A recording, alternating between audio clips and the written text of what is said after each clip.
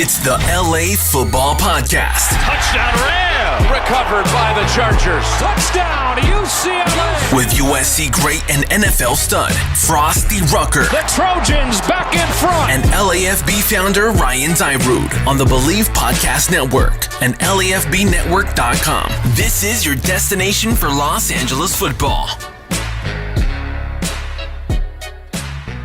What's up, Los Angeles football fans, and welcome back to the LA Football Podcast here on the Believe Podcast Network. We are also on LAFBnetwork.com, your destination for Los Angeles football. Joined again, as always, by my co-host, two-time national champ at USC, 13-year NFL stud, Frostee Rucker. My man, what's going on? Hey, man, I'm happy, and I'm just excited. We got a great show today, man. You know, that beat was jumping. It always gets me going. And then, you know, the guest we got today, this is huge. Great guest. Yeah, you came through in the clutch, Frostee, pulling this one out. I think all of you guys are going to love it. It's a lot of fun. He's a knowledgeable guy. You're going to know him. He's the Rams defensive line coach. But, Frostee, I'll let you introduce him since he's a good pal of yours. Ryan, thanks for the alley-oop. I want everyone in LA to welcome our next guest. We are very fortunate to have Coach Henderson, the defensive line coach for the Los Angeles Rams today. Coach E was our Coach Henny, as they call him, a.k.a. Coach Henny.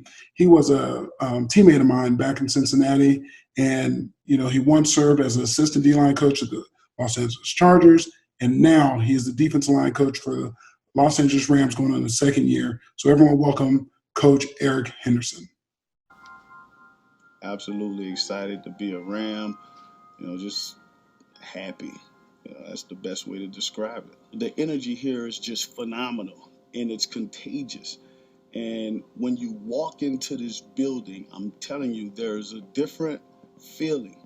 And to be a part of something like that and bring the energy that I already have, I think it's a great mesh. And I'm excited about that, and I just can't wait to get to work with the guys. And you know, I'm excited about coaching Aaron Donald.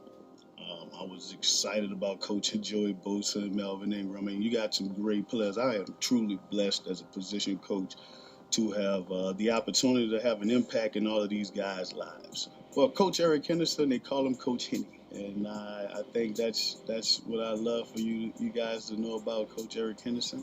What's up, man? What's up, Ryan? What's up, Frost? E was popping.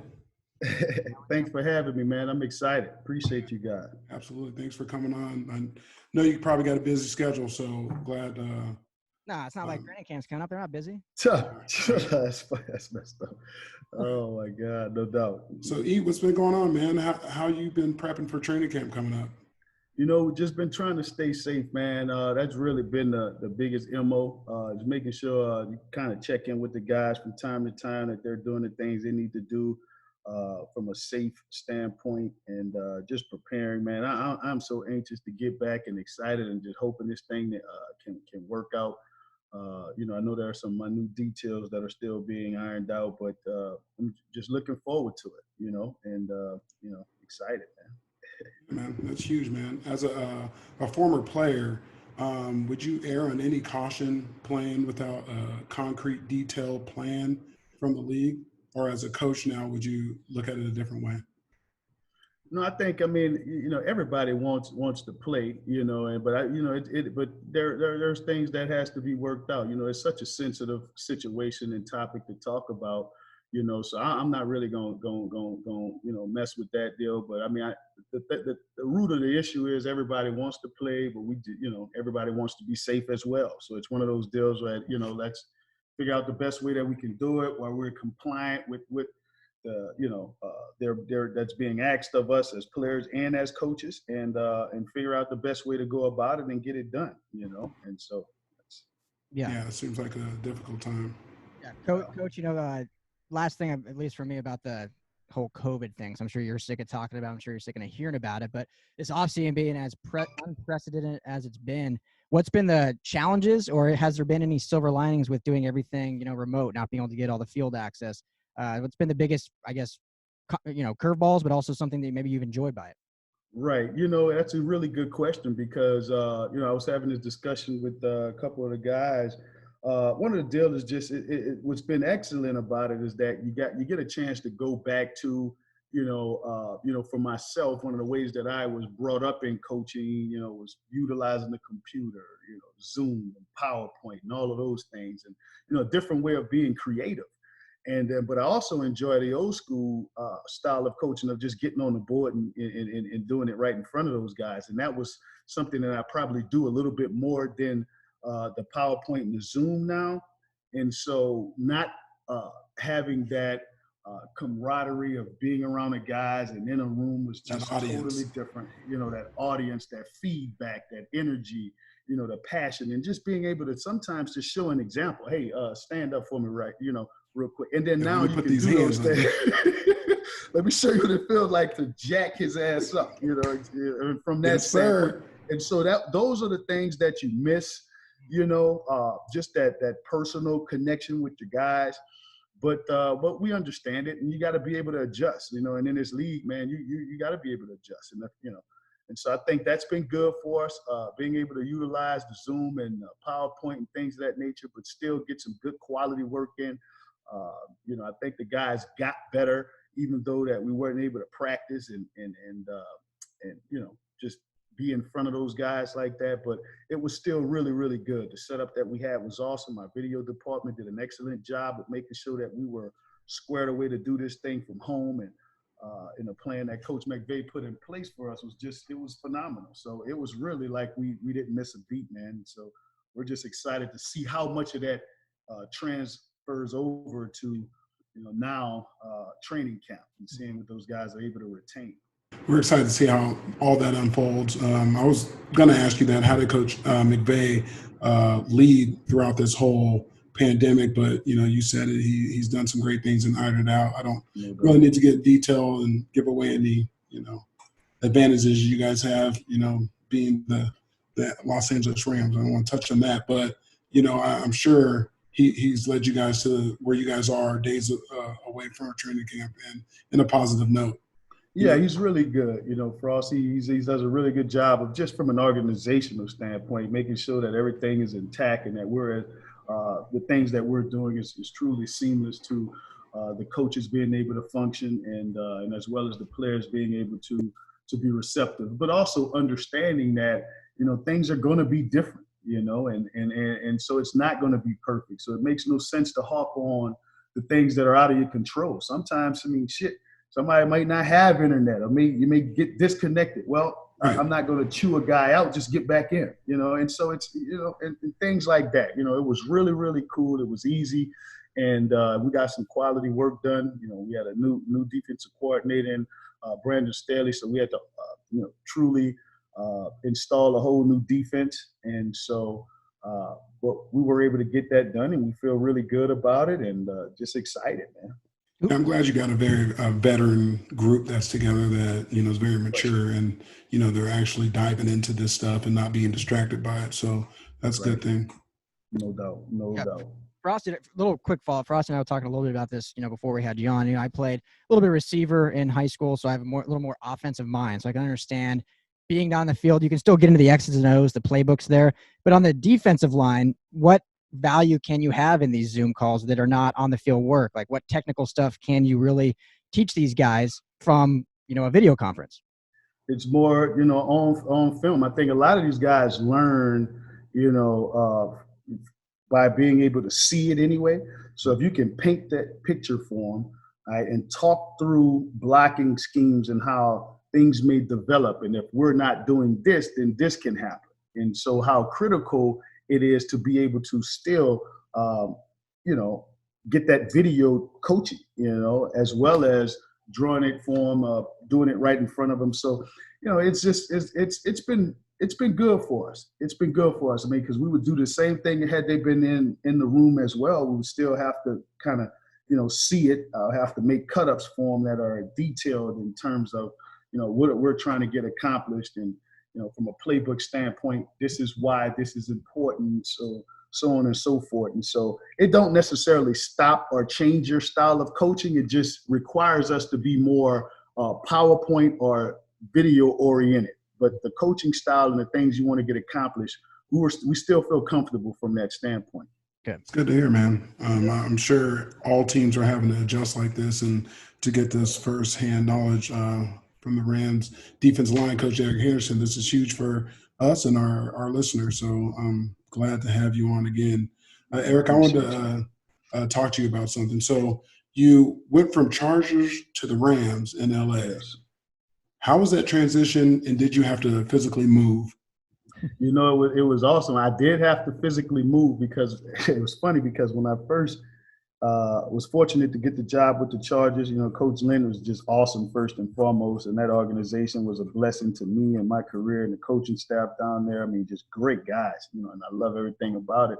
And so when I came in, we were making a transition from San Diego to Orange County. You know, so it was like, oh, shit, should I buy a place in San Diego? And then I got to move again, so I'm not doing that. So I remember you called me. You remember that? Yeah. And so, Frost, what do I need to do, man? Where should I stay? So, you know, I did that, and then I get up to Orange County, got settled in up there, which was awesome, and good facilities and, you know, to work out of up there in Orange County, so that was good. I did have to move because of, you know, you just can't commute 2+ hours. And the traffic here in LA, as everybody could imagine, is just off the chain, you know. And so even at 5 a.m, it's serious. And so we had to move, but it was only a few hours up the road, and it's awesome, man. You know, I love everything about it. I'm excited to have been a part of both organizations. That price changes, doesn't it? It definitely changed. Shit. Oh my God. I mean, that was a big difference, you know, huge difference.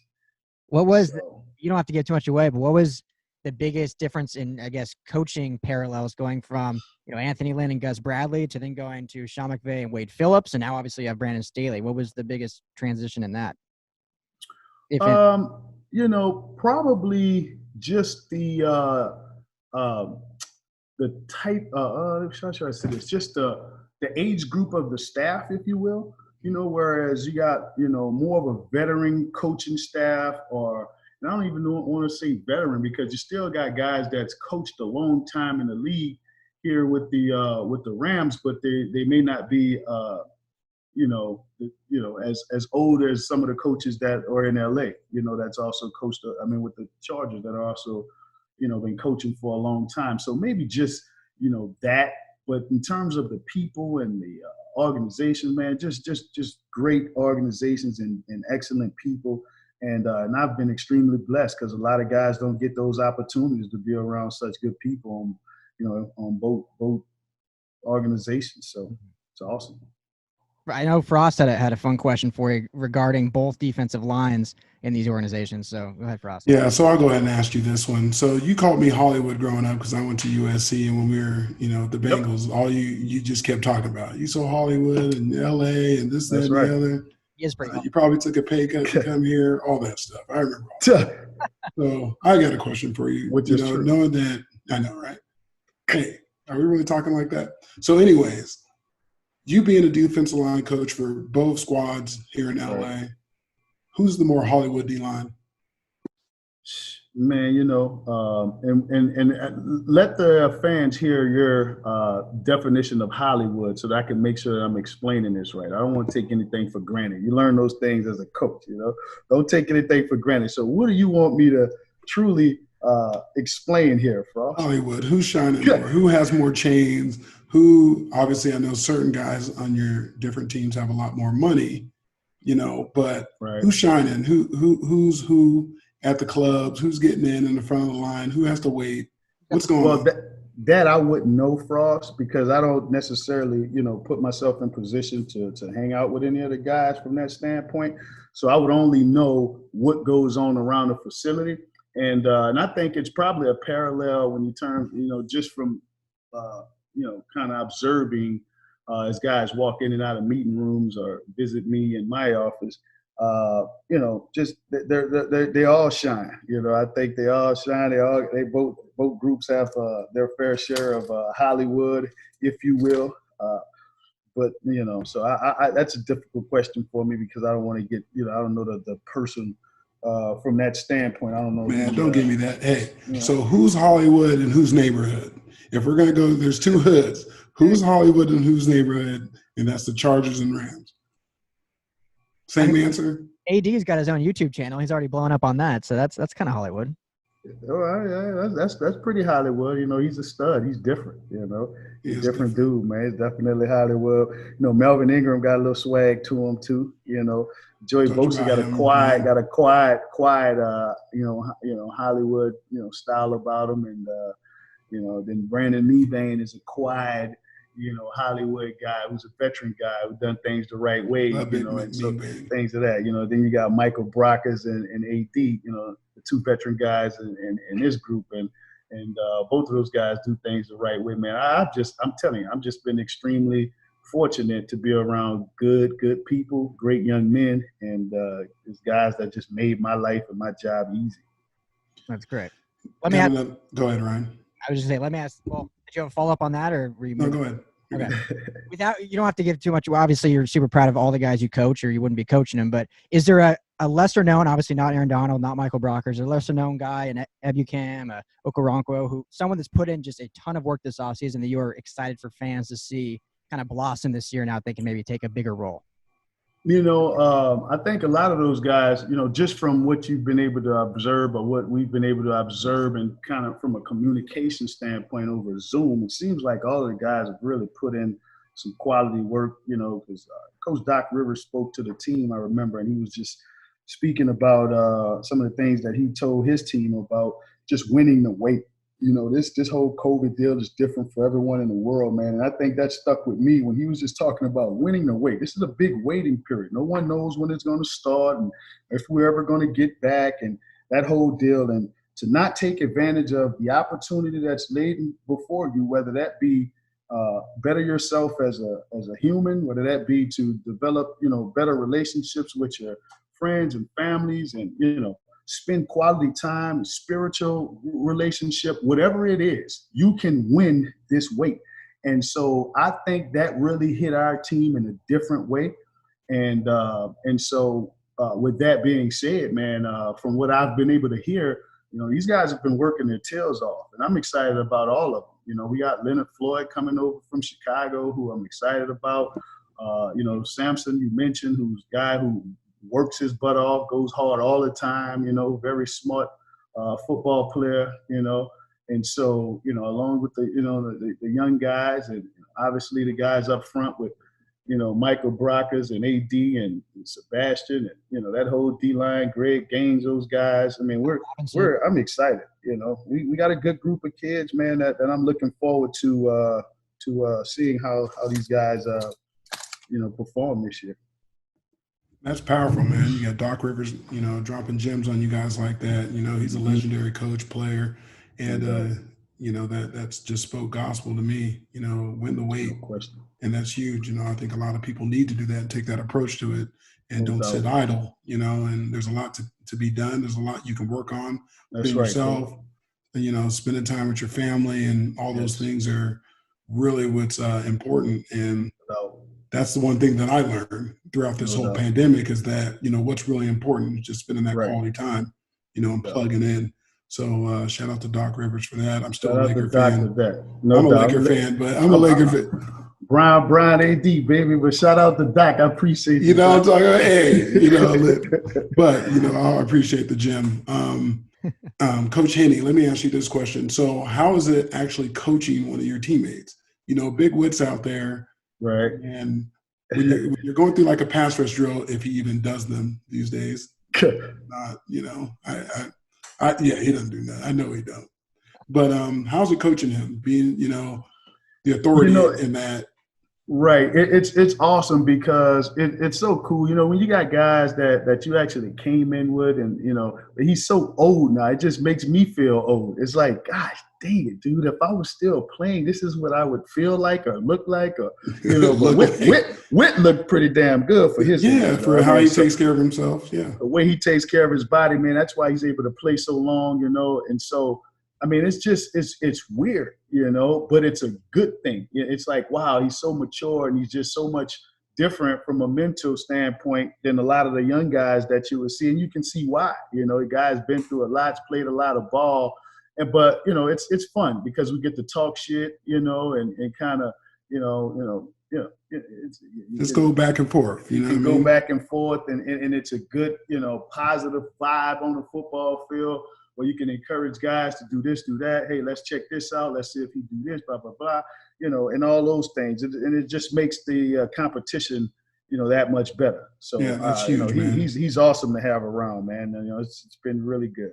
Yeah, because, he's such a leader. Obviously our class we came in, we had a lot of guys that, are very valued in locker rooms, even like when we're speaking on, look what you're doing right now and how huge of an asset you are because of your experiences and, not being too much older than these guys. And, the reference there is Witt. He's still playing and, so that's huge, man. That's huge. And I think Witt's so valuable there that, they signed him for a 3-year extension, that just says enough, that says a lot.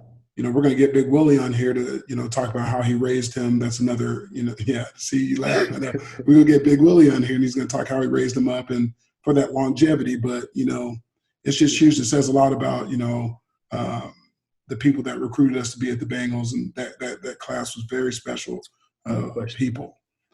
Speaking on that class, I got one more thing to ask you about that. So in your journey with football, I know you've come across many players and a lot of great coaches. One specifically I want to talk about is Jay Hayes, right? Jay is a father figure for a lot of us, a great mentor. Can you tell us what you've learned from Jay over the years? Do you still tap in with him? And do you still use any of his coaching techniques? Oh my God. Jay is such an awesome guy. He was, like you said, a father figure. I mean, Jay was just such a mentor and a father figure for me. And it's awesome because, he just reminded me and just have helped me so much more than he even realized just from that experience that I've had with him, whether it be the relationship that he and I personally had that was just totally different, probably from, a relationship that he could have had with another player on a team. But it was genuine, and that was something that you can't fake, Coach, and I think that's so important nowadays to be able to touch your players, right? Whether it's a guy that's drafted or a guy that's undrafted, and to treat them all the same and to be genuine, but also want everybody to get better and there's no agenda, when you can feel that, Jay stands for that, man. And that's why I got the utmost respect and love for him. Even when I was just coaching in college, man, he would still communicate with me and, and make sure I'm doing this and doing that and checking in with me. He'd read articles about recruiting and things of that nature. And he would always been there to support me, still talk to me from a technique, things that we talk about and, how to attack protections. I mean, we still have dialogue, all the time, consistently. Right. I talk to Jay at least, once every 2 weeks, sometimes more than that, depending on what's going on. But, he's a guy that'll always be in my life, man. I love him to death. And then I'm so fortunate and extremely, blessed to have had that time with Jay. Yeah, same, man. He's so instrumental with getting me to Cincinnati, hanging in there with us both, and really helping us grow and understand football. Jay, by trade, his mom was an educator. I know you know that. A lot of people don't know that about Jay Hayes. And he really took that approach of really being detailed and explaining things and, looking over our shoulder and making sure we had our notes done correctly, making sure we were focused. And you touched on it earlier. Each person you coach is different, right? Mm-hmm. So each single person that, some people need to get on that board and do it themselves. You need to, tell them, no, move the little triangle over a little bit more. That's a 7. This is a 6. They may have called it this when you were in college somewhere, but this is what the terminology here, and learn it, write it down, and I forever, like I'm saying, I'm grateful, to be under him in that sense that, he taught me a lot of stuff about who I wanted to be as a player, and to be proud of it, be proud of our work and work together and the common goal. And we had some great D-lines that we played a part of, and he didn't get any of the credit for that, but he kept that glue together. No question. He was a perfect mix of all of us. He could touch us on stories. He would talk about his upbringing and, in school and his time in Idaho and him and his brother. And, you know what I'm saying? Like, those are great stories, right? Like, and I think we didn't really appreciate it that much when we were in there. We're like, Jay, what are you talking about? That's right. You're young and you're thinking of this, you're thinking of that. But that's what I mean. It's those things that's prepared me, because I even view my room different, because I know what this kid's probably doing. So it's even that experience with Jay could allow me to, hey, it may be worth a piss break right here. Excuse my language. Hey, we might need to take 5 guys, because you want guys to stay fresh and things of that nature. And you can talk to them about life. And, we never just dive exactly into football instantly. You want to give guys a chance to ease into it and just hear from them sometimes. And I think Jay gave us that platform to keep the room loose, to where we truly had a tight-knit group. And that's what I've really appreciate about him, and some of the things that I also been able to kind of take that away, if you will. Yeah, absolutely. Shout out Jay Hayes, and the Hayes family. Coach, man. His nephew's out there playing for the Pelicans now. You see that? Oh yeah, getting it in. Yeah, Jackson Hayes, man. Watch out for him, young kid. He's a baller. Getting it in. Yeah. Yep. It was great. Well, the other Hayes was in the XFL, right, with the Battlehawks, right? Same. Yeah, that's his dad. That's Jackson's dad. Yeah. Yep. Jonathan Hayes. Jonathan pretty Hayes. impressive family there. All tall, just big old dudes, man. Big dudes. Awesome people. Great family. I'm curious, Coach, when you after your playing days were over and you wanted to get into coaching, and you go from the big stage of the NFL, and then you end up at a small school in Georgia to begin your kind of coaching career. What was it like going from the top of the top big stage to really being back down at the bottom, really starting from Ryan, I'm so glad you asked that question, because when I tell my story to people, man, I'm telling you, I really enjoyed that. Here's the deal, and this is why I want anybody that's listening out there, young coaches or guys that, this is what, this was my mindset, Ryan. So I appreciate you asking that. When I got done, first of all, when we were playing, I remember Frost used to always be like, your ass, you want to be a coach. He used to always mess with me and say stuff like that to me. And I already knew that about myself. I mean, I knew that's what I wanted to do.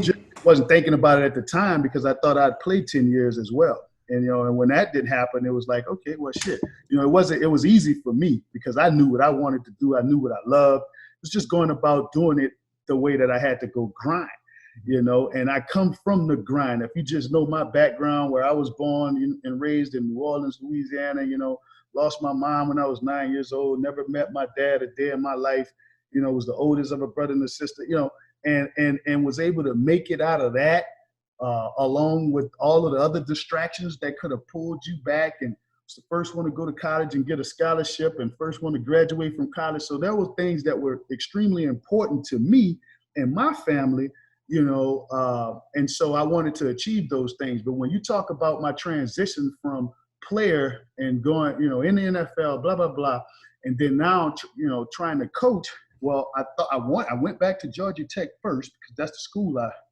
went to. Mm-hmm. So I tried to go and be a graduate assistant there. Well, there was nothing open.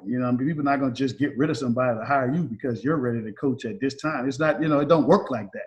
I'm back. So I'm back. Hey, make a spot for me. Nah, bro, it don't work like that. And so, I was fortunate to have the opportunity to go down to Georgia Military College, where Coach Burt Williams, man, Burt's still there now, still the head coach. He's the athletic, he's everything at Georgia Military College. It was awesome. So he gave me my first opportunity. But the thing that really helped me, and I truly feel like it was just a gift from God. I was excited to go there, right? And I was also excited about just being there and doing everything, because when you're there, what people don't understand in the junior college, dude, you're the strength and conditioning coach as well as the position coach, and you may be coaching 2 positions. Like, I was the safeties and the outside linebackers coach. I mean, holy shit! So I got to make this tie together. There's a triangle here, guys. Hey, so it's all of that. You got to do that. You're your strength and conditioning. You're doing equipment. You're painting the field, your backup coach, so I'm painting the grass. We do the logos on the field and cut. It's everything. And so you're wearing multiple hats. But that truly prepared me prior to me getting the graduate assistant opportunity at Oklahoma State University.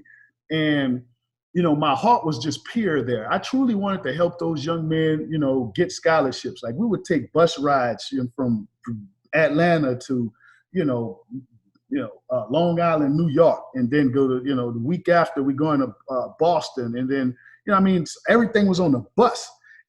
You know, and my heart was just, you know, it was just pure, man. And I was excited about those guys. And then, you know, so on and so forth. You know, from that standpoint, it was just, you know, I got the opportunity to go to Oklahoma State University, and I felt like I was more prepared, you know, as a young coach going into a graduate assistant situation because of the things that I had learned in my experiences at JUCO that allowed me to have success at Oklahoma State right out the gate.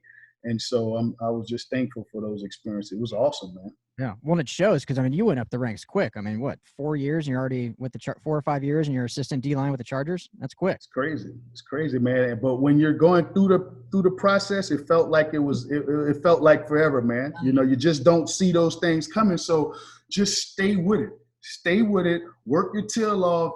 Do things the right way. Treat people the right way. And stay connected. You know, if you can stay connected with people, but genuine and not just like nag people off the fact because you think that's cool to do. No, it's a genuine deal. People gonna feel that, man. You know, real relationships, you know, are real. You know, it's everything. You know, and I was just blessed, man. You know, what God has for you, I truly believe He has for you. But you got to put yourself in position to receive those blessings, and you know, and I'm just thankful that it worked out for me, you know, the way it did. Yeah, we're thankful that it worked out for you too, man. No doubt, man. I appreciate you, dog. So, E, I got another question for you. This is gonna be my last question because I know I'm keeping you from getting on the board and, you know, getting some homework or something to these guys. Or get in the way of your preparation for training camp, which we're excited that you guys get to do. You know, a lot of guys that I've talked to, you know, obviously playing and, you know, the guys, you know, you have all these intimate conversations in the locker, the things they want to do post-career. And, you know, if this doesn't work out, I want to do this. And it brings me to the coaching. And, you know, you already knew, like you said, I used to tease you about it because you used to answer every question. You knew the linebackers' jobs because you went in that room for a little while. You know what the DBs had to do. You know, you were on it on special teams. You knew everything. So I was like, you know, when football's done, you're a coach. You're coaching. That was already given. Guys that are a little intimidated because they don't see a lot of ex-players as coaches. You know, there's some ex-players, but in other leagues you see more head coaches and you know, big-time positions as coaching. But in our league, we don't see that as much. What do you tell these guys? And if there's any advice for them if they want to get into coaching, what would you say? Man, that's an awesome question because I've had a buddy, you know, it's crazy because I just was talking to a guy who played like 8 years in the league and great friend of mine, and I know you know him. I won't say his name, but you know, and his deal is it's that, you know, he's kind of, you know, like, man, it just don't seem like a lot of guys that played her in the league and blah, blah, blah. Well, one of the deals is that some guys that have played, I get it. You know, you kind of went through it and you may be in a situation where financially it's okay for you and, you know, whatever that deal is. But, you know, you just got to be all into it. You can't be 1 foot in and 1 foot out. And so that's what I would tell guys. Like, you know, whether you got, you know, you're financially able and you're good, shit, I was still willing to go to JUCO. You know, I was still willing to go to, you know, Oklahoma State and go, you know, work on my master's degree and things of that nature. And so you have to be committed to this. You can't be 1 foot in and 1 foot out. If you go, I only get a job in California because that's where I live. So I only want to coach for the Chargers or the Rams. Like, the fuck you mean? You know, you got to coach. If you got to go to Western Illinois, you got to go your butt to Western Illinois. People don't know I went to Western Illinois for 4 days before I took the job at University of Texas in San Antonio. That was after I left Oklahoma State. I was just there for 4 days because I was blessed to get the next job that was already kind of in the process, and that happened. And then, you know what, shit, now I got to turn around. I got to resign. You know, but that's all in. Right. It's all in though. And you got to be willing to do that because it ain't going to be You're not. People are starting to see now the fruits of your labor when you're in it, when you're in a position to start. But that's a process, just like everything we do. You're working out in the off season, for the season. That process, that preparation, that story that got you there is the same deal when you're, transitioning into coaching. But some people may be quicker, some people may be longer. You don't know what your story is going to be, but your mindset has to be whatever it is. I'm all in. Got it. And if that's the case, man, it'll work out for you. I mean, that's a message for guys, because like I said, like too, a lot of guys are discouraged about it because they don't see a lot of us in those seats. And, you're a true testament of being all in. That's the type of player you were, passionate about football, like I introduced you to start this show. And thank you for dropping this knowledge on us, man. You're my brother for life. Man, you're my dog. You know what time it is. We're going to do this more. We're going to wrap. And, hopefully every week of the season you can drop some gems on us and give us a little update on how the guys are feeling and, not when it crosses the line, but just enough.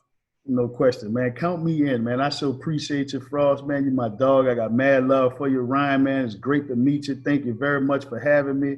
This is awesome what you guys are doing. I love it. It's big time right here, man. Hey, it was a pleasure. It's so awesome to meet you. And, I got one send-off question. It's an easy one. What's that? More push-ups. You or McVay? Oh, man, actually, I do this. Coach got me. Does he? Oh. No, hell no. I do this. Yeah.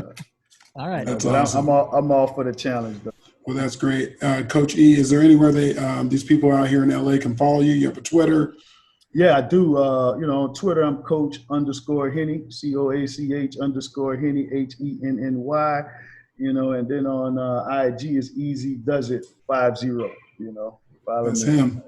I just to make sure my guys are good. I don't really, get into craziness, but I enjoy, the things that are going on, the positive vibes and things that are going on good around the city and in the sports world. So excited. Appreciate you, Coach. Well, hey, Coach, it was a pleasure. I can't wait to get to know you more. Stay healthy, and we can't wait to watch you guys on Hard Knocks. It's going to be fun.